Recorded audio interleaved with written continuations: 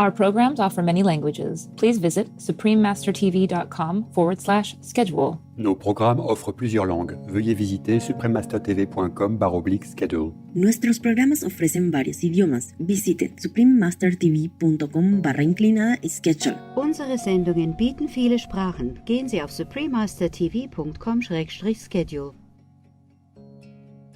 I'm happy that I'm blessed to be able to remind some people to live a virtuous life and to save lives apart from their own, to save them from suffering from hell and retribution in this lifetime, and save some animals' lives, save maybe the planet, yes. I'm happy, of course, it's a different happiness, it's a bigger happiness.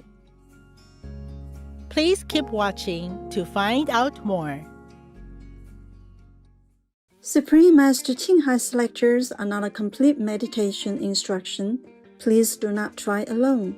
For free of charge guidance, please visit godsdirectcontact.org or contact any of our centers near you.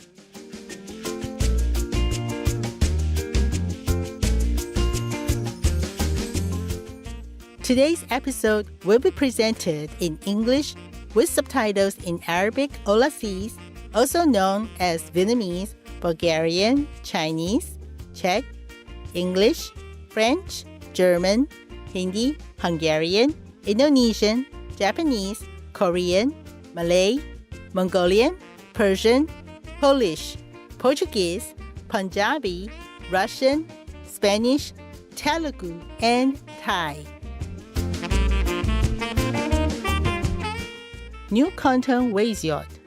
Glad to meet you in Trinidadian Creole, one of the languages spoken in Trinidad and Tobago. My name is Elizabeth. The tender-hearted people of Trinidad and Tobago appreciate you choosing a compassionate vegan diet to save innocent lives.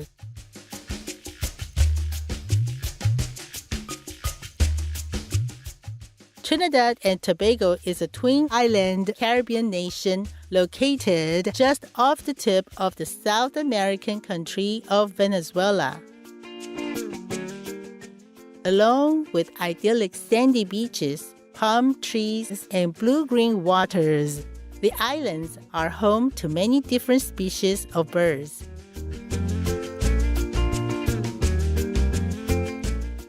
These include thousands of scarlet ibis, the national bird of Trinidad and Tobago, as well as unique hummingbirds like the tufted coquette.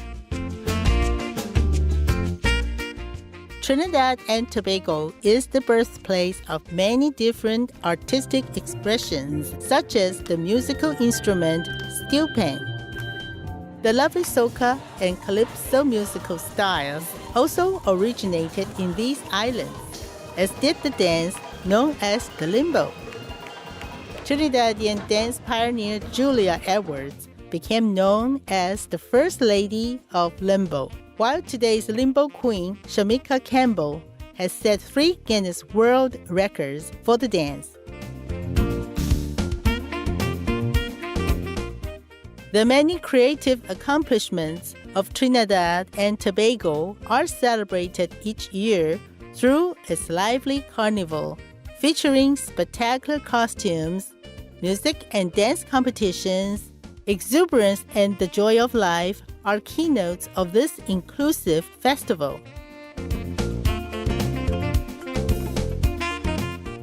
Other artistic and spiritual contributions come from the island's Indian heritage. One is Tiasa, a percussion ensemble that reflects North Indian drumming traditions. Celebrations include Fagua, a buoyant spring event, and Diwali, the beautiful festival of lights. It was a pleasure to share a glimpse of paradise like Trinidad and Tobago with you, spirited viewers. We wish you an abundance of love and blessings from the divine.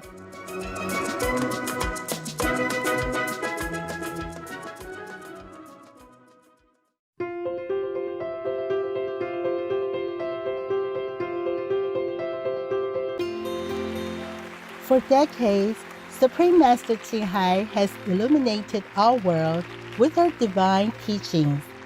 A fully enlightened master, she imparts the Kuan Yin method of meditation to those desiring to immediately discover the God nature within to achieve in one lifetime eternal liberation from the cycle of transmigration. The Kuan Yin method has been practiced by all enlightened masters, such as the worshipped world-honored one, Shakyamuni Buddha, the worshipped Son of God, Jesus Christ, the venerated master and philosopher Confucius, the venerated Lord Krishna, the venerated master and philosopher Lao Tzu, the venerated Lord Mahavira, the beloved Prophet Muhammad, peace be upon him, Sri Guru Nanak Dev Ji, and many more.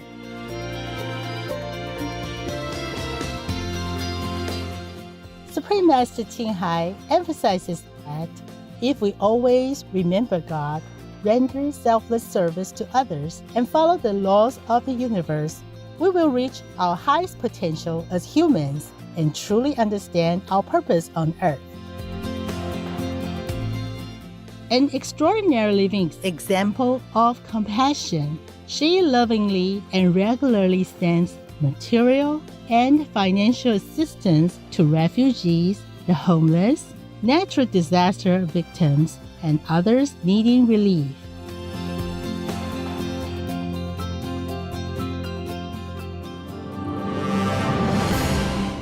Supreme Master Ching Hai respectfully thanks all special individuals, organizations, leaders, and governments for all your genuine, loving, ongoing support. May heaven bless you forevermore.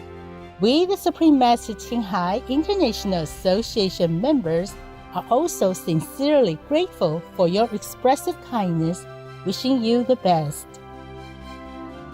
Supreme Master Ching Hai receives love and recognition from various organizations, media, governments, individuals, and many awards, such as the 2006 Gusi Peace Prize, considered the Nobel Peace Prize of the East, the World Spiritual Leadership Award in 1994, the Mahavir Award in 2008, February 22nd and October 25th, both proclaimed as the Supreme Master Ching Hai Day, an honorary citizen of the United States, etc., and has been honored throughout the years with numerous other awards and accolades for her outstanding philanthropic and humanitarian deeds.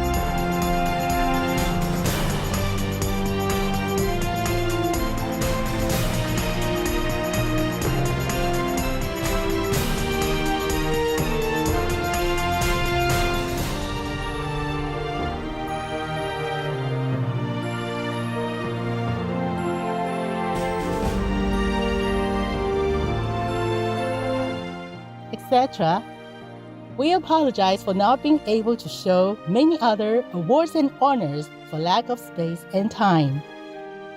Supreme Master Ching Hai respectfully thanks all special individuals, organizations, leaders, and governments for all your genuine, loving, ongoing support. May heaven bless you forevermore. We, the Supreme Master Ching Hai International Association members, are also sincerely grateful for your expressive kindness, wishing you the best. A true voice for our beautiful animal friends, Supreme Master Ching Hai promotes the peaceful, loving plant-based diet and envisions, with humanity's awakening to the sacredness of all life, a tranquil and glorious all-vegan world where animals and people live in respectful harmony. Her initiatives included alternative living flyer distribution, the International Vegan Restaurants Loving Hut, vegan food companies, vegan fur products, Supreme Master Television, as well as writing and speaking to influential government and media leaders, participating in televised conferences on climate change, etc. Whether we are aware of it or not, her efforts have had an enormous influence on global awareness of the animal-friendly lifestyle and how this benevolent way can bring lasting peace among nations while saving our planet from climate change and disasters. Supreme Master Ching Hai has traveled worldwide and held discourses with the public and her disciples on a variety of spiritual topics. Today, we are blessed to present one of these insightful lectures entitled Sutta Nipada Danya the Cattleman, Part 6 of 9 on Between Master and Disciples, given in English on December 30th, 2019 in New Land Ashram, Taiwan, also known as Formosa.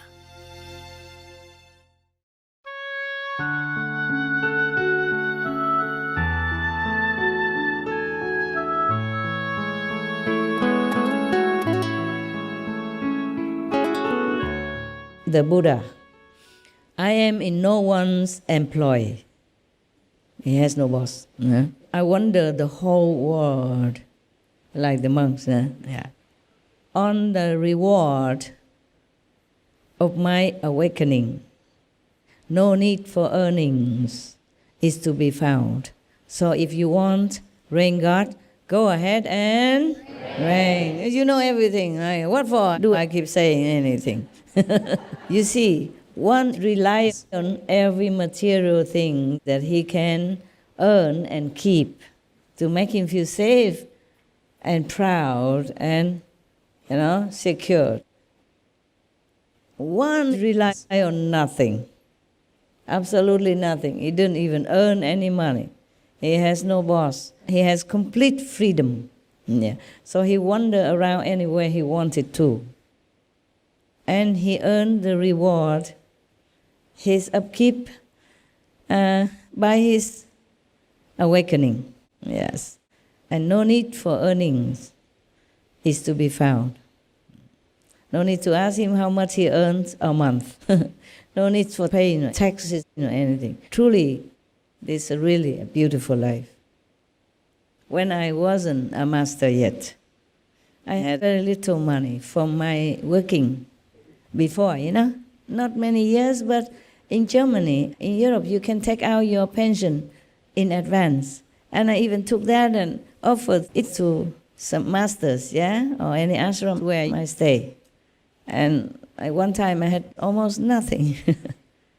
But you don't feel this heavy burden, you don't worry about the tax payments, you don't worry about if your building here or your ashram is legal or not. You don't need to worry about paying for employees or buying this and that, nothing. At that time, I was happier than now. Oh, of course, I'm happy now in different ways, I'm happy that I'm blessed to be able to remind some people to live a virtuous life and to save lives apart from their own, to save them from suffering, from hell and retribution in this lifetime, and save some animals' lives, yeah, and save maybe the planet, yes. I'm happy, of course, it's a different happiness. It's a bigger happiness, yeah, it's more satisfactory. But at that time, for the worldly situation, I was my best. That's all I wanted to do.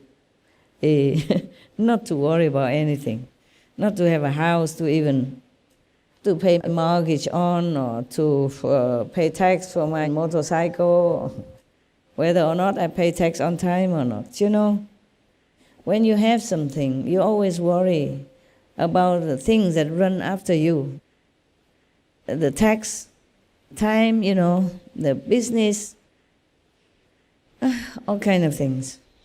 If you have a house and you have to worry about it, if it's leak, and then you have to keep cleaning it, you know. So truly, if I could have stayed in India, continue the life of a so-called disciple, or gone from one ashram to another, or just wander around with very little possession. I had little. I have only 2 pairs of pyjama, Punjab, and a stick, wooden stick that I found in the forest. I truly understand what the Buddha was saying, you know. The life of no burden, no regrets, no connection with anything but connected to everyone. Feel so light, so beautiful, so free. I had less than what I have now, very, very much less. As I have told you already, I could eat some chapati. I baked myself with the wood I found in the forest, dry wood, and just some water, you know, and then boil the water and drink. And sometimes I couldn't afford a samosa because I couldn't say no to myself, but otherwise I could not really afford it. I didn't have a lot of money, but I felt so good. Compared to now, physically speaking, I feel like a prisoner nowadays. Yeah, I can't go anywhere without being recognized. Even my own kitchen, you know, want my attention instead of giving me what I need. They want what they need and make trouble. Just to go near the master and want to chat, or one master to look at you, maybe touch your head, etc., etc. So much for selflessness. Selfless, you know, lecture all these years. Humans are humans, they don't change. Yeah. So now we continue with the 2 opponents. You can see the opposite, huh? You can see the opposite kind of life. Which life do you prefer? Tell me honestly. The life of a Buddha, wandering monk, or the life of the cowherd? Life of the Buddha? Yes. Really? Wow. Tough. Really? How many of you want to be like a monk, the Buddha's life? Raise hand. Okay, stay here. I will feed you and clothe you as monks. Stay. I have enough money to feed you all your life and give you 2 pairs, 3 pairs of clothes. If you stay. If you have no problem at home. If you really think you're worth it, you can stay, I don't mind. The life of monks also has tests, a lot of tests and temptations, make you fall. Not because you are a bad being or humans, but your karma is calling everywhere, every step of your monkhood. Very difficult to go steady, no. The more you want to be free, the more shackles you will find. And everybody else look at your monk robe, expect things from you. Blessing, praying for them, and whatever. Or looking after their cows, remember the oxen? Yeah.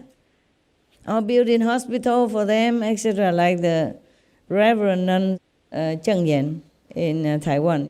Tzu Chi Gong De Hui, yeah. compassionate association, something like that. Yeah. They will expect a lot from you and give you nothing. Maybe a very little offering, an apple, an orange, and expect you to pray for their whole family and 5, 6 generations as well.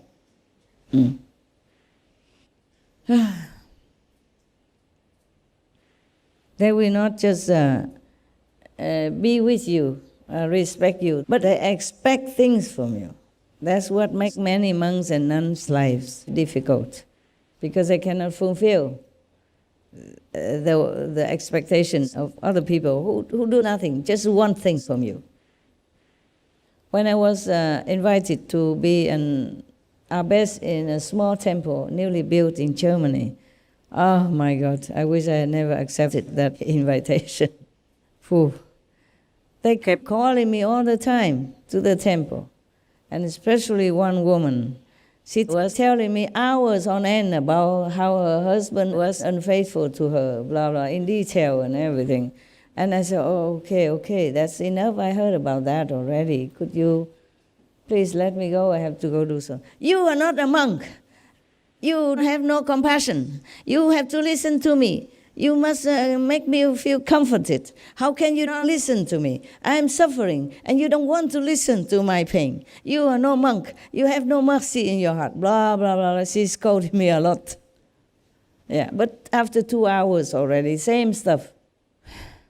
She keeps telling me how bad her husband is and how faithful she is, how much she's in love with him and he's not. So I said, you're a Buddhist. You should know sometimes karma breaks you up or bring you together. And when the karma is finished, then there's nothing much you can do. You should accept it, move on, maybe find another husband who is more suitable for you. No, continue her old story all the time. Every day she talked no end. And if I wanted to stop, she scolded me that I was no nun, that I had no love in my heart. Hey, she doesn't care that I have to take care of other people who come to the temple. She doesn't care that I have to do liturgy, a morning, evening service in front of the Buddha. She didn't care, I had to listen to her no matter what time, midnight, 2, 3 in the morning, Sunday, rainy day. Oh man, if any nun met this kind of lay disciple, I think she'd run away from the temple. Even if she continued to be a nun, she would hide herself somewhere. Nobody could find her. Only monkeys or rabbits, they have no problem with you. Yeah. Truly, when I live in Himalaya, some part of Himalaya, many monkeys were around. And if I had some peanuts, I gave it to them. But they never quarreled with me. They never criticized me that I had no love, that I gave them only peanuts and nothing else. No, very grateful and friendly. But if you are with another human, just one even, you will have trouble. She will make trouble for you. She will give you trouble. She will give you many pieces of her mind. So no matter if these pieces are good or not, she will make trouble. Yeah, I was in that temple in New York. I told you, huh? And there was one of the other nuns who came, and I told you about already. She disrupted herself, just very normal, didn't want to be nun anymore, and came to my temple, stayed there. And she always wanted to talk about anything. She was very talkative compared to me, and I say, no, please go and bow to the Buddha or meditate. You know how to meditate. I have to go now meditate. Even if I went on retreat, she's like a lot of love letters under my door, complaining about anything. The whole story, always, every day. So as long as the master abbot was not in the temple, I shut myself in my room, did retreat. She still could talk through the letter, She wrote letter and slide them under the door for me every day. I can't remember what she was talking about. Yeah, this is a problem. Just one more extra ex-nun, and your life is different already. I don't know why she had to talk a lot like that. Contrary to me, before I took over this job, I didn't talk a lot. I wrote things, I read books, but I didn't talk. I didn't want to talk to anyone. And talking to them a little bit only make me feel very tired, contrary to now. Okay, we continue, huh? Do you have a bus to catch? If you have to go, you go. Don't make trouble. Your visa, your family, your debt, okay, your work, that's what makes you go. Nothing else, okay? Not me.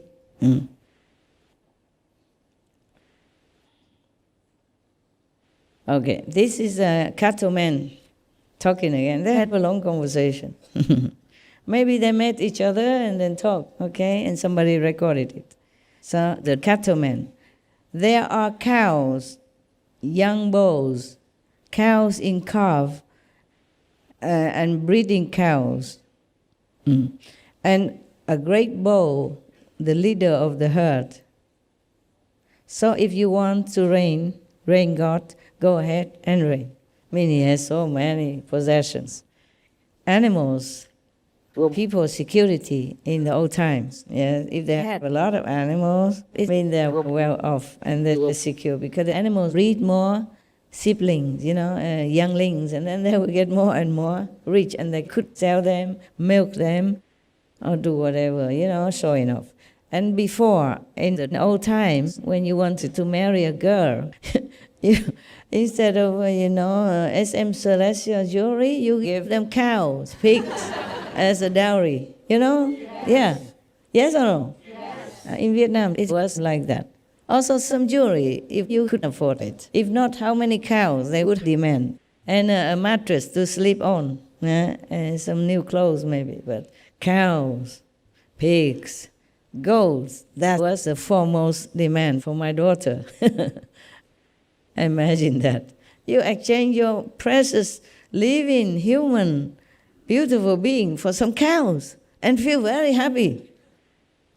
Lucky nowadays we exchange daughters for cars, for some gold. Similar. It's like business. So don't do business in your life, in the life of your children, okay?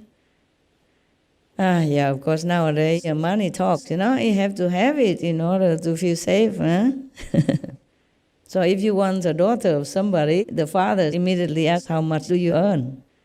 How much can you give? How much do you have every month so that you can take care of yourself and my daughter? And maybe one boy say, about $5,000 per month. So the father is happy. Okay, for that I give you another 5,000 together, so you'll be okay then. So how do you expect to get that 5,000? Are you working in some good job? No, that is from your daughter's pocket. From her monthly allowance. Yeah. 5,000. Because the daughter of the rich family, she has her monthly allowance, and that's just okay for him already. The father of the bride thought that he was working to earn that.